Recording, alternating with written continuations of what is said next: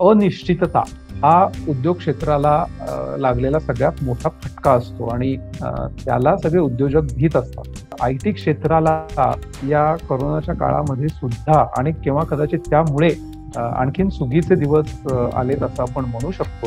प्रत्येक उद्योग इथून पुढे केव्हाही वर्क फ्रॉम होमला आपण स्विच होऊ शकलो पाहिजे अशा प्रकारची तरतूद तरी नक्कीच करून ठेवेल. त्यांच्या दृष्टीने सुद्धा अशी छोटी छोटी कॉन्ट्रॅक्ट देणं, कामं करून घेणं असा ट्रेंड वाढणार आहे. त्यामुळे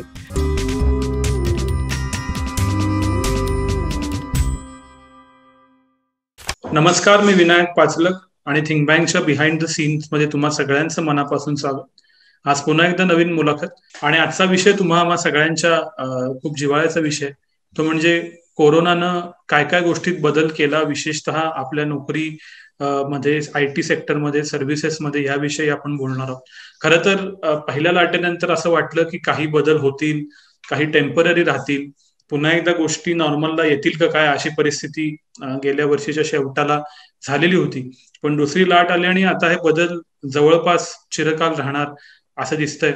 फरीद झकेरिया आपल्या पुस्तकात म्हणतो 10 लेसन्स मध्ये की लाईफ हॅज गॉन डिजिटल, आणि त्याच्याविषयीच आज चर्चा करायला माझ्या बरोबर आहेत IT तज्ज्ञ लेखक अतुल कहाते सर. सर नमस्कार. नमस्कार.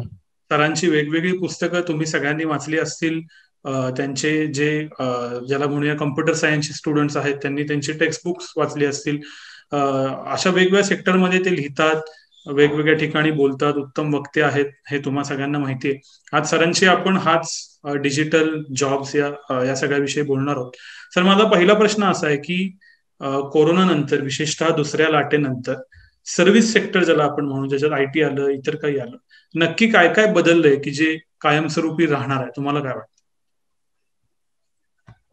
आपल्या देशाचं एकूण सगळं जे GDP आहे तर त्याच्यामधला मोठा भाग आपल्याला माहितीये की हा या सर्व्हिसेस सेक्टर मधनं येतो. आणि काही प्रमाणात दुर्दैवाने आपण म्हणू शकतो की भारतामध्ये निर्मिती किंवा एकूण मॅन्युफॅक्चरिंग हा भाग अगदी पूर्वीपासूनच खूप कमी राहिलेला आहे. त्याला अनेक कारण आहेत. म्हणजे सरकारी धोरणांपासून अर्थात स्वातंत्र्यानंतर सगळं मुळापासून उभं करणं, त्यासाठी लागणाऱ्या सगळ्या संस्था उभं करणं आणि त्यातून निर्माण होणारा जो माल किंवा वस्तू आहे तर त्याच्यावर कुठल्याही देशांनी सरळ विश्वास टाकावा आणि त्या वस्तू खरेदी कराव्यात इतकी क्षमता निर्माण करणं. आणि त्याच्या जोडीला आपल्या देशातले इतर असंख्य जे प्रश्न आहेतच, म्हणजे कामगारांपासून भ्रष्टाचारापासून वैयक्तिक हितसंबंध, कंपन्यांमधले घोटाळे, हे सगळं विचारात घेता एकूण सर्व्हिसेस सेक्टर हा वेगाने वाढत गेला. आणि त्याला अर्थातच कारणीभूत ठरलं ते म्हणजे काही प्रमाणात संगणकीकरण, आणि दुसरं म्हणजे भारतामधल्या निदान मोठ्या शहरांमधल्या मुलामुलींना चांगल्यापैकी इंग्रजी बोलता येणं, ते एकूण चटपटीत असणं, आंतरराष्ट्रीय पातळीवरच्या ग्राहकांना ते सेवा पुरवू शकणं आणि त्याच्या जोडीला त्याच्याशी संबंधित असलेले सगळे अभ्यासक्रम वेगवेगळ्या कॉलेजेसमध्ये राबवले जातात. आता यातून काय झालं की एकतर तुम्ही मगाशी म्हणालात तसं IT हे क्षेत्र मोठ्या प्रमाणावर उभं राहिलं. IT एनेबल्ड सर्व्हिसेस हे दुसरं एक क्षेत्र गेल्या काही वर्षांमध्ये खूप पुढे आलं. आणि याच्या जोडीला एकूण जी उरलेली सर्व्हिसेस इंडस्ट्री आहे, याच्यामध्ये पर्यटन आलं, याच्यामध्ये करमणूक आली, याच्यामध्ये अगदी लोकांना व्यायाम करण्यापासून ते उत्तमोत्तम खाण्यासाठीचे सगळी ज्या सुविधा असतात त्या मिळणं, या सगळ्या गोष्टी आणि त्याच्या जोडीला अर्थातच इतर सगळ्या सुविधा, म्हणजे कोणी एखादी गाडी घेतली तर मग त्या गाडीसाठी चालक असला पाहिजे, ही सुद्धा एक सर्व्हिसच झाली. अशा प्रकारचे सगळे एक एक डिपेंडंट किंवा काही प्रमाणात मूळ उद्योगावर अवलंबून असलेले असंख्य उद्योग निर्माण. आणि आता करोनामुळे काय झालंय की तुम्ही तो मुद्दा मगाशी बरोबर म्हणालात की डिजिटल एकूण सगळी जी झेप आहे तर ती यामुळे प्रचंड मोठ्या प्रमाणात वाढली. आपण गेल्या वर्षभरात बघतोच आहे. कितीतरी लोक हवालदिल झालेत की ज्यांच्याकडे मोबाईल नाही किंवा मोबाईल आहे पण त्यांना तो ऑपरेट करता येते, त्यांना साधं आपल्या लसीसाठीचं बुकिंग करता येत नाही. म्हणजे लसी नाहीत हा भाग दुसरा क्षणभर बाजूला जरी ठेवला तरी इतकी मोठी डिजिटल डिव्हाइड की खरोखरच अगदी बारीक सारीक गोष्टींमध्ये, म्हणजे घरात सामान मागवण्यापासून जशीसाठी नोंदणी करण्यापासून कुठलीच गोष्ट अनेक लोकांना करता येत नाहीये. आणि यामुळे ही डिजिटल दरी किंवा डिव्हाइड ही वाढत जाणार हे अतिशय नक्की, म्हणजे ते झालेलीच आहे आणि वाढणार आहे. आणि याचा दुर्दैवाचा भाग असा की सर्व्हिसेस सेक्टर मधल्या या आयटी मधला जो भाग आहे आणि आयटीशी संबंधित तो भाग मोठ्या प्रमाणावर वाढताना दिसतोय आणि तो वाढतोय. पण सर्व्हिसेस सेक्टर मधले इतर जे सगळे उद्योग आहेत, मगाशी उल्लेख केलेले पर्यटन, खाद्यपदार्थ, करमणूक, सिनेमा, नाटकगृह, प्रवास आणि इतर अशा सगळ्या असंख्य गोष्टींवर झालेले जे परिणाम आहेत ते खूप दूरगामी परिणाम आहेत. त्याचं कारण असं की हा समजा एक तात्कालिक प्रकारचा फटका असता तर तो फटका पचवणं, सहन करणं आणि काही प्रमाणात उभं राहणं हे काही जणांना तरी निश्चित शक्य झालं असतं. पण आताची परिस्थिती अशी आहे की हा फटका इतका जबरदस्त आहे की कित्येक जणांचे उद्योग हे मुळापासून उखडले गेलेले. म्हणजे आम्ही पुन्हा या उद्योगात पडू शकणार नाही आणि आहे ते कसं बसं विकून आम्हाला आमची गुजराण करावी लागते असं म्हणणाऱ्यांची संख्या प्रचंड मोठी आहे. आणि त्यामुळे या सगळ्या नजीकच्या काळामध्ये हे पुन्हा कसं उभं राहील हा एक मोठा प्रश्न आहे. आणि ते समजा उभं जरी राहिलं काही प्रमाणात, त्याच्यामधला दुसरा मुद्दा असा की आपण म्हणतो की आता ही दुसरी लाट आली, काही महिन्यांनी तिसरी लाट येईल, कोण सांगू शकेल, चौथी लाट येईल. आपल्याकडे लसीकरण झालं नाही तर किती लाटी येतील आणि त्यांचं काय स्वरूप असेल हे सांगणं कोणालाच शक्य नाही. मग अशा वेळेला ही सगळी या उद्योगातली माणसं त्यांनी किती धीर धरावा, त्यांनी कुठल्या आशेवर राहावं, हा मला वाटतं खूप भयंकर प्रश्न आहे. म्हणजे नेहमी असं म्हणतात उद्योग क्षेत्रामध्ये की अनिश्चितता हा उद्योग क्षेत्राला लागलेला सगळ्यात मोठा फटका असतो आणि त्याला सगळे उद्योजक भीत असतात. ते संकटांना भीत नसतात, संकट येतातच आणि त्याचा सामना करण्याची बऱ्याच जणांमध्ये ताकद असते सुद्धा, हिंमत असते सुद्धा. पण ही अनिश्चितता जी आहे की हे आता पुढचे 3 महिने चालणार तर 3 वर्ष चालणार, हे कोणीच सांगू शकत नाही. काही जण म्हणतात की हे काही नाही 2022 साली संपेल, काही जण म्हणतात नाही या लाटा येत राहणार. यामुळे मला वाटतं की सर्व्हिसेस सेक्टरला बसलेला फटका हा खूप मोठा आणि दीर्घकालीन आहे. जसं तुम्ही म्हणालात तसा हा फटका मोठा आणि दीर्घकालीन आहे याच्याबद्दल काही शंका नाही. पण प्रत्येक जण आता एक वर्षभराचा कालावधी गेला आणि पहिल्या शॉक मधून जवळपास सगळेजण बाहेर पडलेत, डिसिजन मेकर्स बाहेर पडलेत. तर अशा वेळेला प्रत्येक जण काही ना काही हेजिंग करतो, काही ना काही आडाखे बांधतो आणि त्यानुसार आपला प्रवास बदलतो. तर आता येथून पुढं आयटी सेक्टर किंवा सर्व्हिसेस सेक्टर कोणत्या दिशेनं जाईल, काय काय गोष्टी बदलतील किंवा कशा कशाचे अर्ली इंडिकेटर्स मिळत आहेत की पुढचा प्रवास असा असेल असं तुम्हाला वाटतं? मला असं वाटतं की आयटी क्षेत्रामधले जे बदल आहेत तर ते बदल दोन अंगांनी आपण बघू शकतो. एक म्हणजे आयटी मध्ये काम करणारे जे लोक आहेत त्यांच्या दृष्टीने काही बदल मगाशी तुम्ही उल्लेख केलात तर त्याप्रमाणे उदाहरणार्थ वर्किंग फ्रॉम होम ही एक प्रचंड मोठी घडलेली गोष्ट आहे. कर्मचाऱ्यांच्या दृष्टीने अर्थातच काही प्रमाणात ती सोयीस्कर आहे, काही प्रमाणात त्रासदायक आहे, पण एकूण त्याविषयी लोकांची फार तक्रार नाहीये.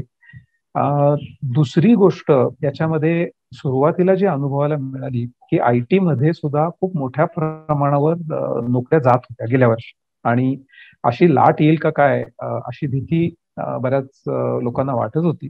काही प्रमाणात नोकऱ्या गेल्या सुद्धा. मला वाटतं सुरुवातीला कंपन्यांनी जो धसका घेतला आणि आपल्याला हे सगळं परवडणार आहे का याच्या भीतीमुळे त्यांनी लोकांची कपात केली. पण त्यानंतर आपण सातत्याने बघितलं सगळ्या कंपन्यांची आकडेवारी आणि ते भविष्यामध्ये त्यांना लागणाऱ्या लोकांची जी माहिती देत आहेत तर जवळपास सगळ्या कंपन्या या लोकांना काढत तर नाहीच आहेत, पण उलट खास करून फ्रेशर्सना त्या खूप मोठ्या प्रमाणावर आपल्याकडे घेताना दिसत आहेत. म्हणजे या वर्षीचे त्यांचे आकडे जर का आपण बघितले तर ते आकडे हे गेल्या काही वर्षांपेक्षा सुद्धा जास्त आहेत. आणि याचा अर्थ असा की आयटी क्षेत्राला या कोरोनाच्या काळामध्ये सुद्धा आणि किंवा कदाचित त्यामुळे आणखीन सुगीचे दिवस आलेत असं आपण म्हणू शकतो. आणि याचं कारण सोपं आहे की एकतर खूप मोठ्या प्रमाणावर सगळीकडे डिजिटल सर्व्हिसेसची गरज भासतीये. मोठमोठ्या उद्योगांचं जे काम आहे ते जवळपास सगळं अलीकडे संगणकांच्या मदतीनेच चालतंय. आणि जे उद्योग इतके दिवस या सगळ्यापासून लांब होते त्यांना सुद्धा आता पर्याय राहिलेला नाही. म्हणजे एक साधं उदाहरण आपण जर का घेतलं, आपण नेहमी स्विगी आणि झोमॅटो वगैरेची उदाहरणं देतो, पण एक त्यातली बारीक छोटीशी बातमी जर का तुम्ही वाचली तर तुमच्या असं लक्षात येईल की पुण्यामध्ये उदाहरणार्थ अनेक रेस्टॉरंट चालकांचं असं म्हणणं होतं की हे स्विगी आणि झोमॅटो कडून जर का आमच्या ऑर्डर्स गेल्या तर आम्हाला त्यातनं खूप कमी पैसे हाती लागतात, कारण या कंपन्या ते पैसे कापून घेतात. तर त्याच्याऐवजी आता आम्ही स्वतःच ऍप्स तयार करून किंवा आमच्या वेबसाईट तयार करून लोकांना होम डिलिव्हरी देतोय. म्हणजे ही कदाचित अगदी आपल्याला छोटीशी गोष्ट वाटेल, पण अशा प्रकारे छोट्या छोट्या उद्योगांनी सुद्धा समजा हे चालू केलेलं असेल तर याचा अर्थ निरनिराळ्या प्रकारच्या IT मधल्या लोकांची गरज प्रचंड वाढती आणि ती वाढत राहणार.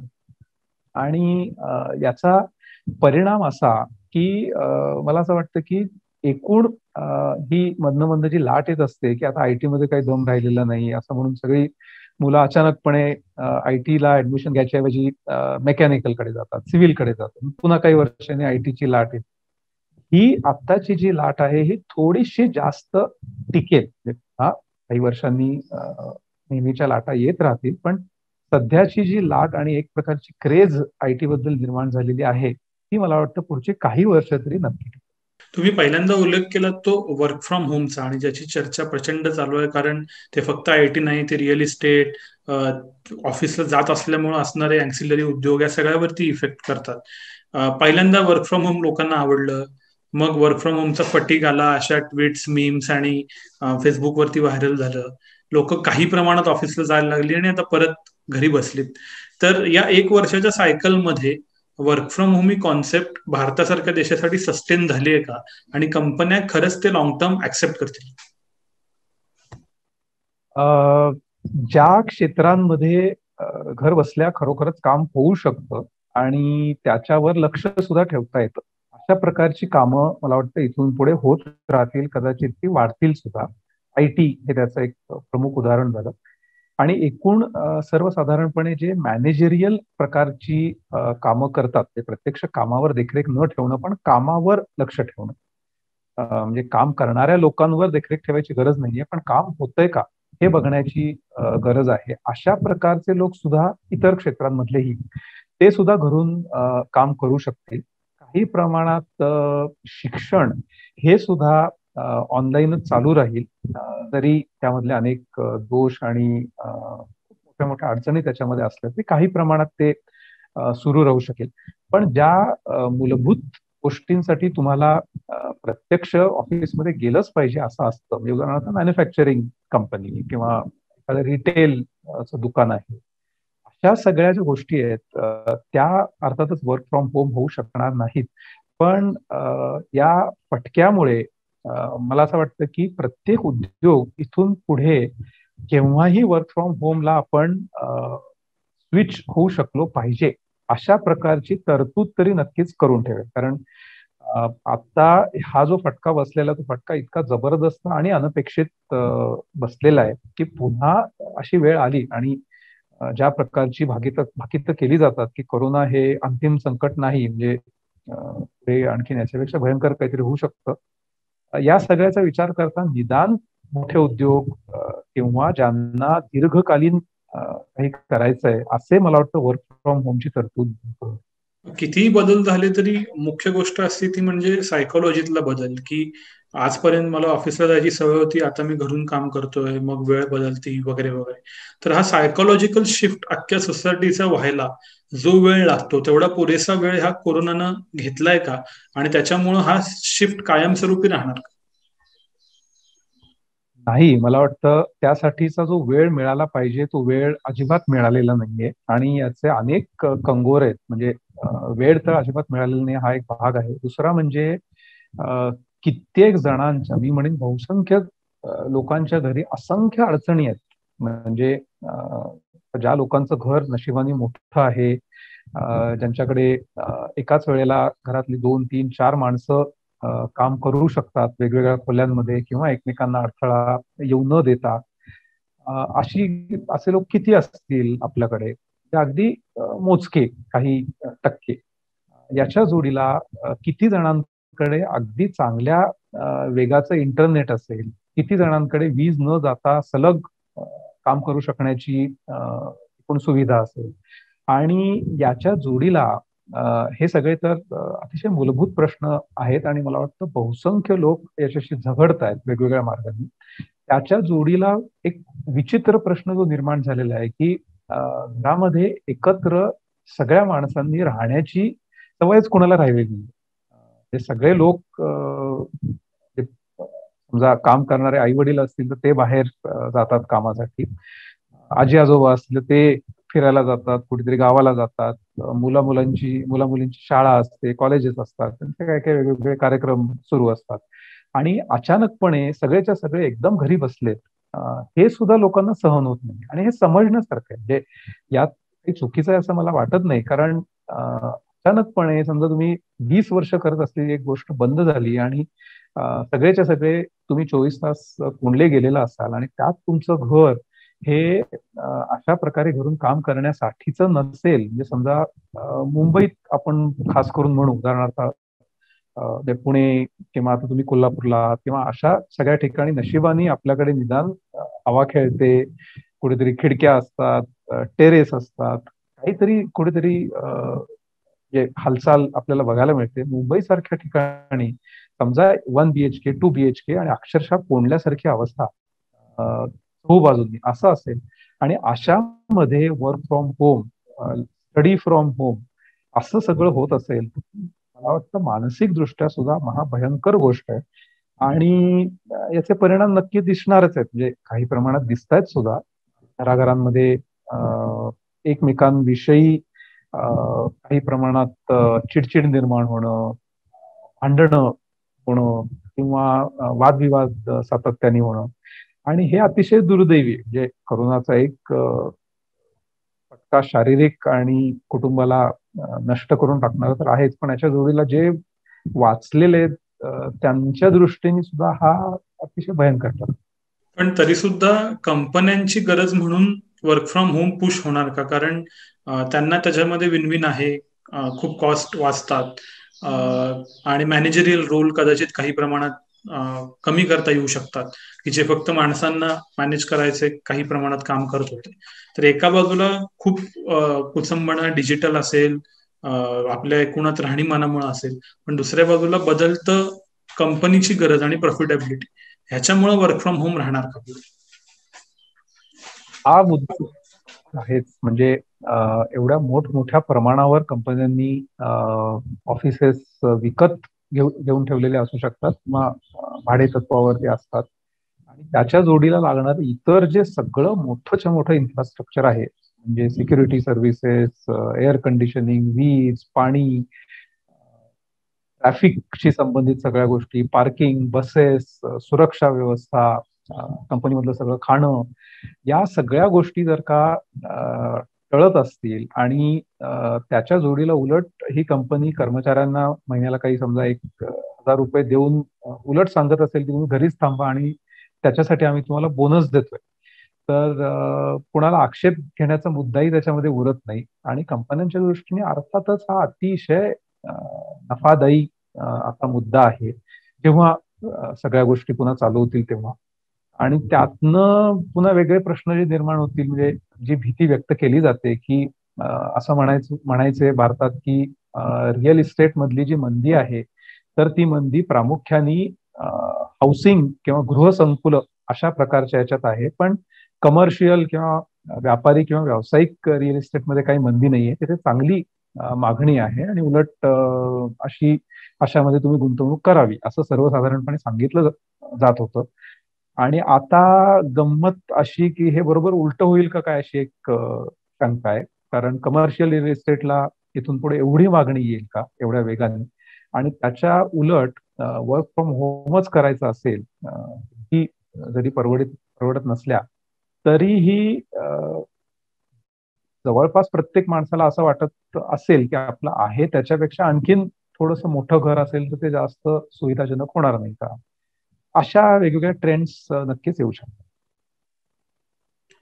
याच बरोबरीनं आयटी सेक्टरमध्ये पूर्ण वेळ नोकरीची गरज न राहता, म्हणजे ज्याला आपण फ्रीलान्सिंग म्हणतो, किंवा गरजेनुसार काम घेणे आणि त्या कामाचे पैसे देणे, असा विचार बळावत जाऊन फिक्स नोकरी किंवा परमनंट जॉब ही कन्सेप्ट निदान सर्व्हिसेस आणि विशेषतः आयटी सेक्टर मधून हळूहळू कमी होत जाईल.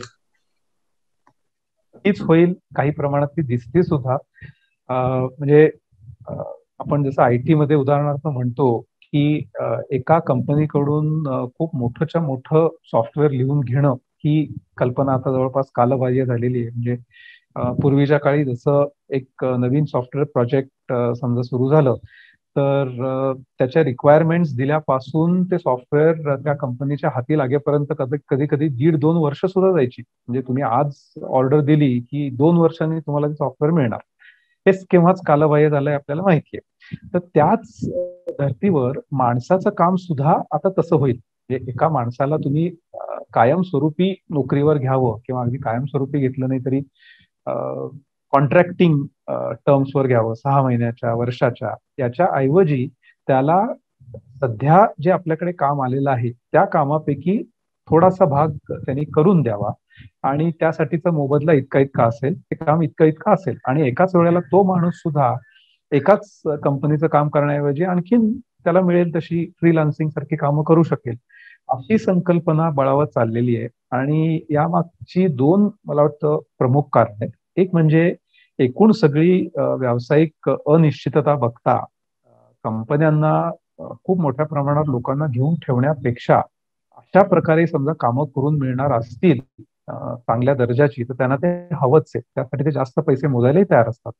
आणि दुसरा भाग असा की तंत्रज्ञानामध्ये इतके सातत्याने बदल होत असतात की ठराविक प्रकारचे स्किल्स किंवा कौशल्य येत असलेली माणसं मिळणं मुश्किल होतं.